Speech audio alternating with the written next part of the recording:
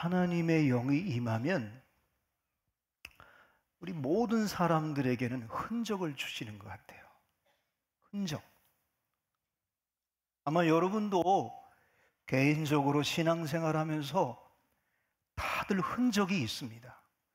위기를 만났을 때, 어찌할 바를 모를 때 하나님을 의지하고, 때로는 주변 사람들에게 이건 내가 감당하기 어렵다, 나를 위해 기도해달라고 기도를 요청했을 때 하나님의 영이, 하나님의 말씀이, 하나님의 능력이 임함으로 말미암아 도저히 감당할 수 없는 일들을 하나님께서 회복시켜 주시고, 또 회복시켜 주시고, 또 온전케 해주시고, 옛날보다 더 놀라운 역사를 주셨던 흔적들이 여러분이 다 있을 거예요. 특히 성령님은 우리 개인에게 뿐만 아니라 공동체에 하나님의 영이 임하면 반드시 흔적을 주십니다.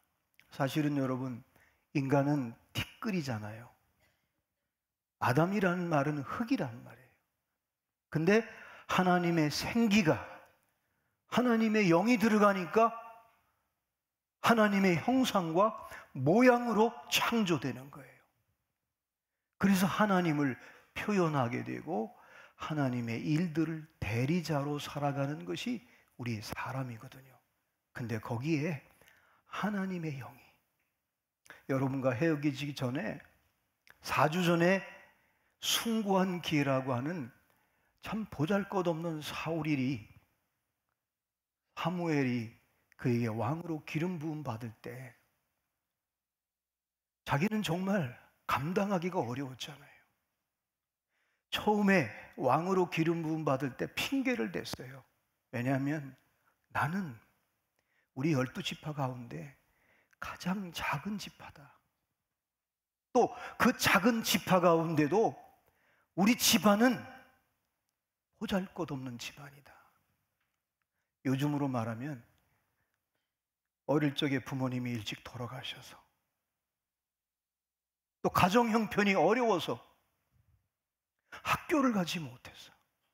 그러니까 늘 이 스펙, 이력서가 나의 열등감이 되고 나의 자존감이 낮은 사울이 바로 그랬거든요.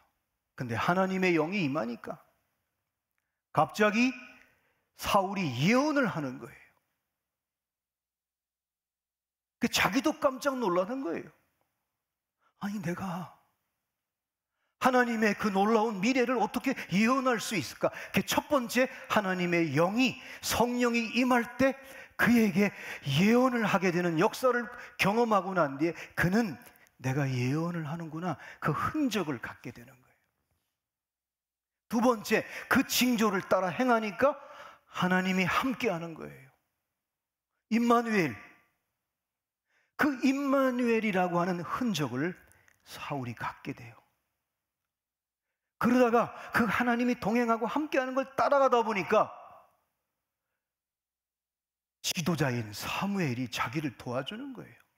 정말 아낌없이 계속해서 영적 아비로서 계속 후원자가 되는 거예요.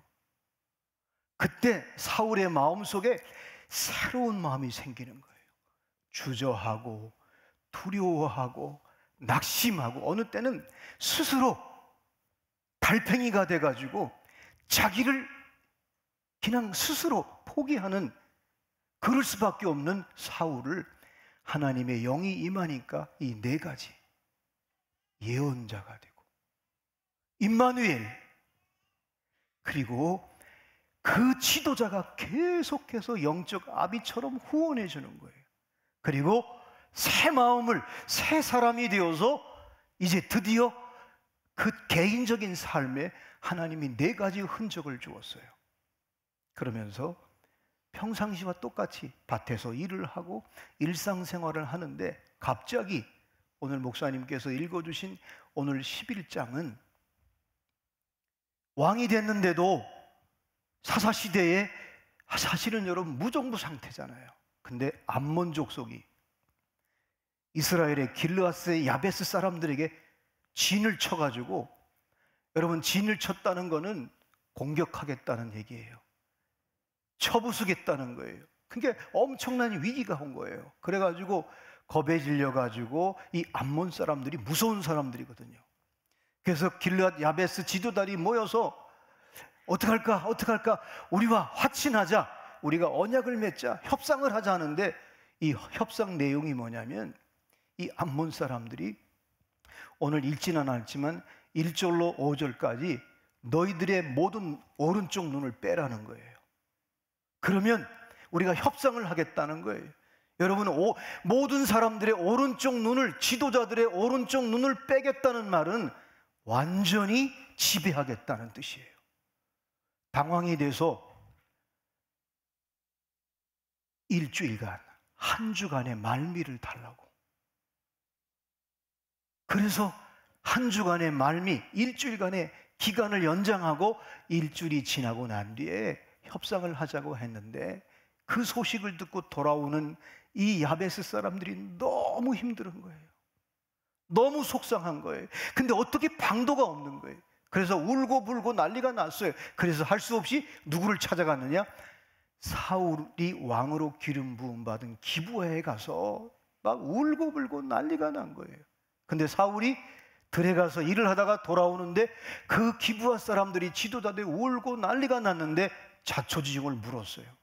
어떤 일이냐? 그랬더니 암몬 사람들이 우리 땅에 와서 진을 치고 있을 때 우리가 너무 두렵고 이 문제를 해결할 수가 없어서 우리가 화친하자, 협상하자, 언약을 맺자 이렇게 하니까 우리의 오른 눈을 전부 뽑으면 우리가 너희들과 함께 언약을 맺고 협상하겠다. 그런데 그 말을 들을 때, 그 말을 듣는 순간 오늘 6절 말씀을 한번 우리 같이 읽었으면 참 좋겠어요. 시작. 사울이 이 말을 들을 때에 하나님의 영이 크게 감동되매 그의 노가 크게 일어나. 그 억울한 소식, 민족적으로 위기의 소리를 듣는 순간에 사울의 마음에 하나님께서, 하나님의 영이 아주 크게 감동되니까 그가 노가 났다는 말은 의분이 생긴 거예요. 아니 이럴 수가 있나? 아니 이럴 수가 있나? 마치 여러분 다윗이 골리앗이 하나님의 이름을 욕하고 하나님을 섬기는 할례받은 민족을 아주 우습게 폄하할 때 다윗이 의분이 생겨서 너는 단창을 가지고 나가지만 나는 만군의 여호와의 이름으로 나가노라 하면서 그 의분을 가졌던 것처럼 사울이 갑자기 의분이 생기는 거예요. 여러분, 하나님의 영이 임하면요, 나만 알았던 사람이, 내 것만 챙겼던 사람이 갑자기 개인적으로 네 가지 흔적도 있지만은 갑자기 다른 나라, 다른 족속이 힘들 때 의분이 생기는 거예요. 그래서 하나님의 영이 임하면 평범한 사람이 비범한 사람으로 하나님이 그를 세웁니다. 이게 하나님의 영이 임할 때 나타나는 역사입니다. 하나님의 영이 임하니까 갑자기 평범했던 사람이에요. 근데 비범한 사람이 되는 거예요. 제가 돌아와서 목요일, 금요일, 토요일 날 영아부 이제 여름 성경학교를 준비하는 우리 교사들을 보면서 제가 놀랐어요. 사실 여러분 영아부 선생님들 평범한 분들이에요. 근데 어떻게 기도하면서 준비를 했는지, 물론 우리 임 목사님이 저에게 카톡으로 7월 8일 날 우리 장로님들과 사역 장로님, 원영세 장들과 모든 성도들이, 교사들이 함께 뜨겁게 여름 학교를 위해서, 여름 성경학교를 기도했다는 소식을 들었지만은 이게 범상치 않는 거예요. 그래서 10시에 영아부가 시작될 때 제가 가서 축복 기도를 하는데 그 아이들이 아멘 소리가 얼마나 큰지 제가 놀랐어요. 그리고 기도를 하고 나가는데 아이들이 전부 나하고 하이파이브를 하는 거예요. 막. 사랑하는 여러분, 하나님의 영이 오늘 예배드리는 저와 여러분 한 사람 한 사람에게 임하게 될 때 여러분은 평범한 사람이에요. 근데 하나님의 영이 임하면 갑자기 여러분의 삶이 비범한 사람으로 바뀌어질 줄로 믿습니다. 여러분, 제자들 보세요. 제자들은 정말 스펙이 없는 사람들이에요. 또 상처도 많고, 심지어는 마태 같은 사람은 자기 먹고 살기 위해서 나라를 팔아먹은 사람이에요. 얼마나 부족한 사람이에요. 근데 예수님은 그를 제자라 불러요. 예수님의 제자 가운데 나라를 팔아먹을 재주도 없어요. 나라를 팔아먹을 능력도 없어요. 그래서 몸을 팔아서 하루하루 먹고 사는 가룟유다의 누나는 몸을 파는 여자였어요. 콩가루 집안이에요. 어디서 내세울 게 아무것도 없는 가정이에요. 근데 예수님은 그들을 제자 삼습니다. 하나님의 영은요, 창조의 영이에요. 특별히 하나님의 영이 임하면 창조주 하나님, 성부 하나님은 환경을 만들고 역사를 만들고 섭리하는데, 예수 그리스도 성자 예수님은 우리 인간을 구속하시고 십자가를 지시는 분인데, 성령 하나님은, 하나님의 영은 인간의 마음과 생각을 주장하셔서 보잘것없는 사람에게 임하면, 연약한 사람에게 임하면 그가 갑자기 하나님의 놀라운 뜻을 품고 살아가는 비범한 사람으로 만드는 것이 바로 하나님의 영의 감동이 될 때 이런 역사가 있는 거예요. 여러분, 개인적으로는 사울이 4가지 흔적을 가졌는데 공적인 흔적이 없었어요. 다른 사람을 위해, 나라를 위해, 민족을 위해 가질 흔적이 아직 없는데 갑자기 하나님의 영이 감동되니까 암몬 사람들이 쳐들어와서 이렇게 우리 민족을 비참하게 만들 때 그는 의분이 일어났습니다. 이게 바로 하나님의 영이 우리에게 임할 때 나타나는 역사입니다. 자, 이 역사는 여기서 끝나지 않습니다. 이 역사는 바로 이어서 7절 말씀에 하나님의 영이 임하면 공적인 일을, 하나님의 일을 감당할 때 방법을 가르쳐줘요. 갑자기 소를 잡아서 12토막을 내서 백성들에게 다 보내는 거예요. 보내가지고 우리 한번 읽어봤으면 좋겠어요. 여러분, 우리 몇 절이죠? 7절 말씀, 7절 말씀 한번 같이 한번 읽을까요? 시작. 한결이에 소를 잡아 각을 뜨고 전령들의 손으로 그것을 이스라엘 모든 지역에 두루 보내어 이르되, 누구든지 나와서 사울과 사무엘을 따르지 아니하면 그의 소들도 이와 같이 하리라 하였더니, 여호와의 두려움이 백성에게 임함에 그들이 한 사람같이 나온지라. 자, 여러분 보세요. 하나님의 영이 임하면요, 이상하게 성령님은 방법을 가르쳐줘요. 한 번도 백성들이 한 마음 되지 않았어요. 백성들이, 군인들이 모여지지를 않았어요. 사울은 개인적인 흔적은 가졌지만 공동체적인 흔적이 없었어요. 근데 강하게 성령이 임하니까 의분이 생기면서 이 문제를 해결하는데 하나님이 방법을 가르쳐주는 거예요. 방법이 뭐예요? 소를 각을 떠서 12지파에게 보내면서 뭐라고 그랬어요?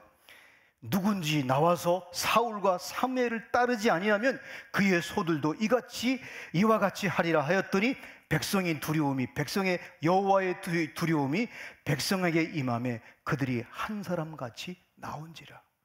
8절에 보면요, 이스라엘의 군인들이 30만이 모집이 됐고 특별히 가장 연약했던 유다 지파가 3만 명이 왔어요. 사랑하는 여러분, 혹시 여러분이 여러분의 가정에, 직장에, 삶의 현장에 위기를 만났을 때 하나님의 영, 성령님께 물어보십시오. 기도하십시오.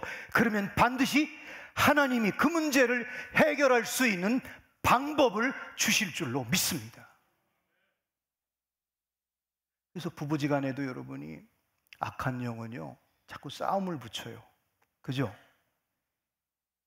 그리고 자꾸 옛날 얘기를 하려고 그래요. 그죠? 또 여자분들은 더 기억력이 좋아가지고 남자들은 까맣게 입었는데 그것까지 기억나게 만들어요. 또 악한 영은요, 그렇게 싸우다가 다투다가 또 아이고 그 말을 해야 되는데 그것까지 생각나게 만들어요. 근데 성령님은 하나님의 영이 임하면 우리의 생각과 마음을 주관하기 때문에 그런 것들을 하나하나 회복시켜줘요. 그래서 하나님이 원하시는 방법을 주시는 거예요. 이게 바로 하나님의 영이 임할 때 사울에게 이 문제를, 이 위기를 어떻게 해결할 방법을 주시는 거예요. 한번 따라했으면 좋겠어요. 인간의 위기는 하나님의 기회다. 한 번 더 따라했으면 좋겠어요. 나의 인생의 위기는 하나님의 기회다. 여러분, 문제가 없는 사람 한 사람도 없습니다. 위기가 없는 사람 한 사람도 없습니다. 대한민국 지금 위기예요. 여러분, 우리 개인적으로 다 위기예요. 신앙적으로 위기예요. 근데 이때 여러분이 주님을 바라보고 성령을 여러분의 가정과 내 심령에 초대할 때 분명히 그 위기를 이길 수 있고 위기를 타개할 수 있고 위기를 뚫고 나가는 방법을 성령께서 가르쳐 주실 줄로 믿습니다. 자, 모두 한 마음이 되는 거예요. 사실 여러분, 사울이 제일 두려워했던 게 뭐냐면 400년 동안 마음이 하나 안 됐어요. 사사시대에. 근데 내가 어떻게 이민족을 하나 되게 만들어요?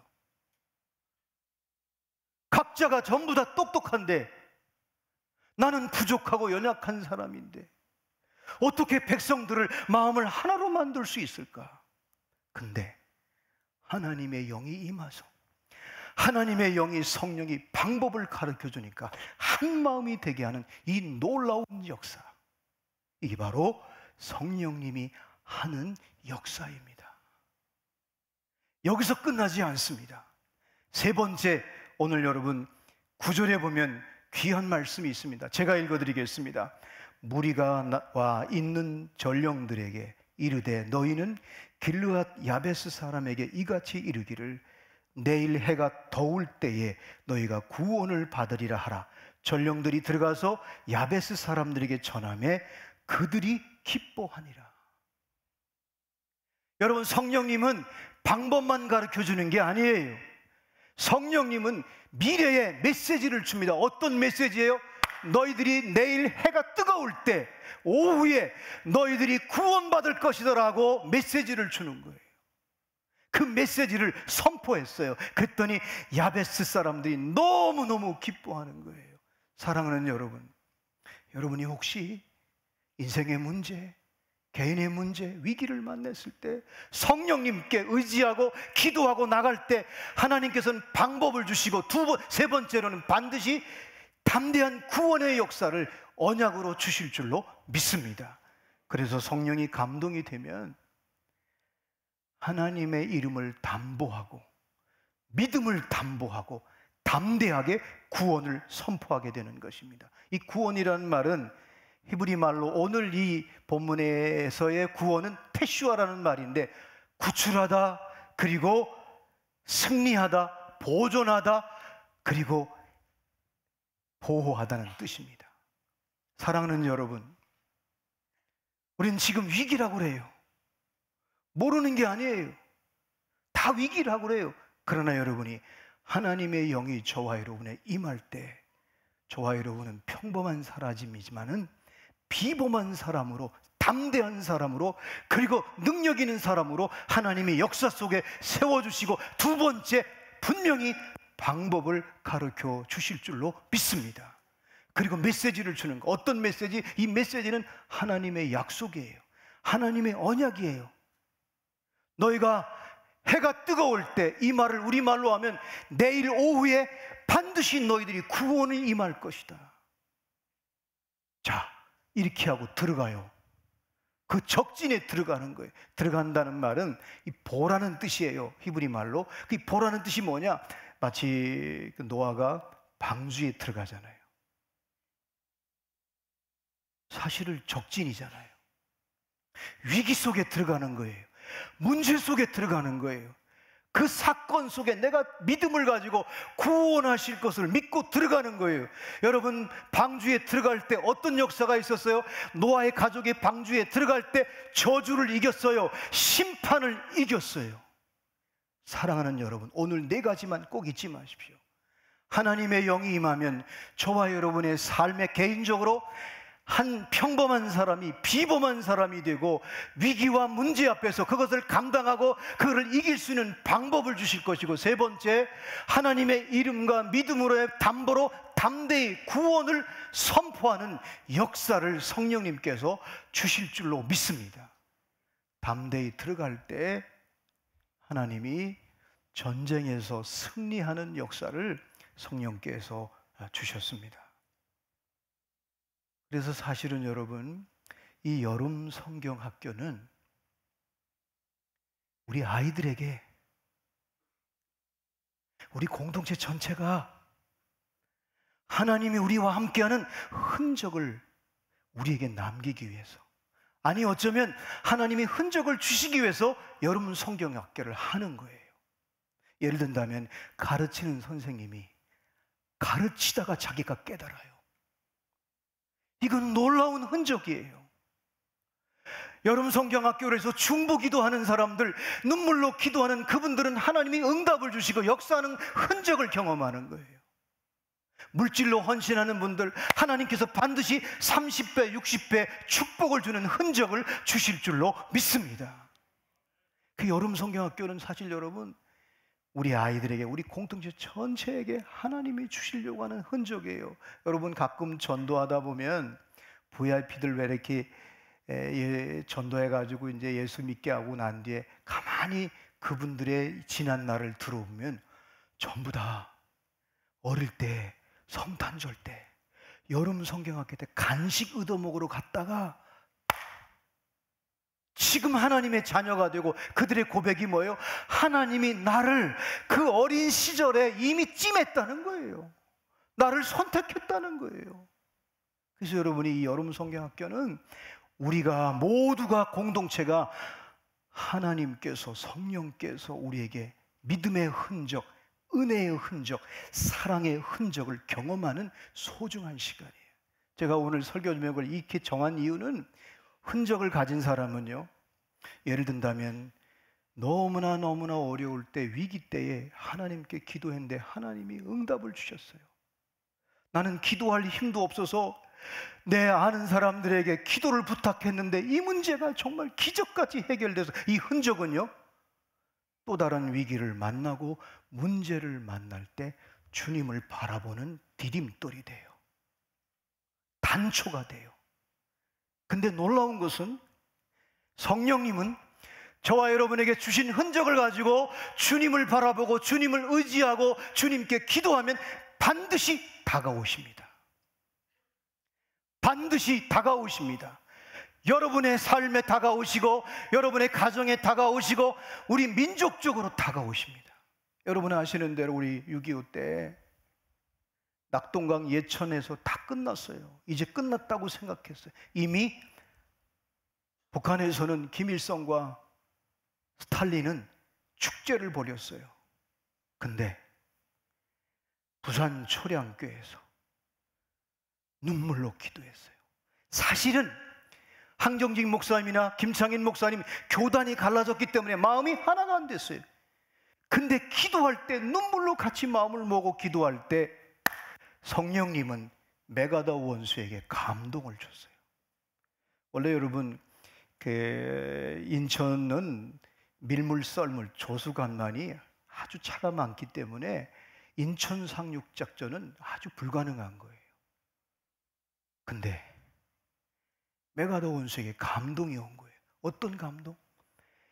이 대한민국의 땅 중간에 보급로를 차단하려면 인천 상륙 작전을 해야 된다는 거예요.